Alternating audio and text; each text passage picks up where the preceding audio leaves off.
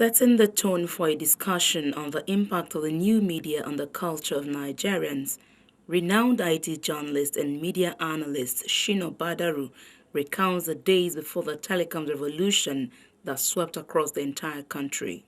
It has changed everything from the fact that I have a lot of siblings today. I have shoes to sell. They just post it on their Facebook page and people are asking them, how much is this? All their friends, how much is this? How do I get it? And all of that. In their own small, smart, rudimentary distribution model, they say, okay, it is 5,000, blah, blah, blah. How can I pick it up? Isn't that business? That's business, commercial activity, basic buying and selling. People are exchanging money. So the business fundamentals have changed.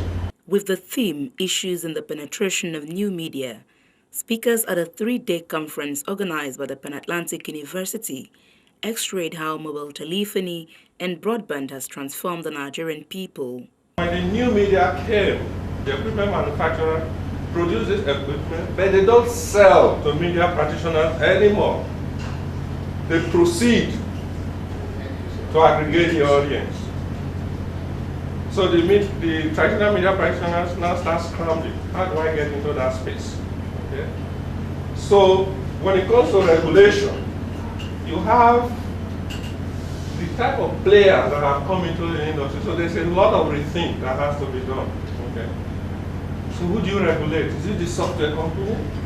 So should the software company now be under national broadcasting? So who should remove that content from YouTube? Is it YouTube? That is a technology firm. Is it? So there are a lot of nuances to deal with here. To Bayero Agabi, new media's impact is felt intensely on the media space, where the concept of citizen journalism has posed a new challenge for the trained journalist. How do we manage the internet, internet governance? That was the issue. It's a thorny issue, but there's a country that has been able to make success of that.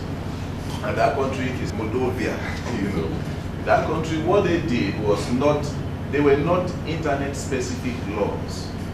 They were laws put in place against any misuse of any language or use foul language against anybody, irrespective of the platform that you use. Whether internet, whether writing it on paper, whether radio or anything. So what that means is that if you go on Facebook and insult me, I can trace you through the IP and then get you arrested, and then the court will find you in jail or free you. If you insult your president, the president can seek redress.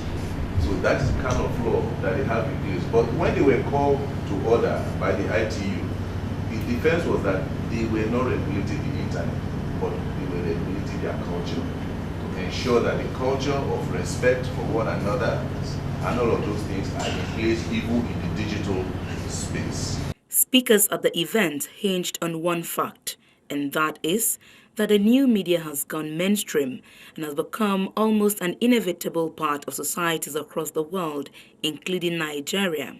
They therefore charged everyone who wants to remain relevant in today's world to become digital literates and move with time.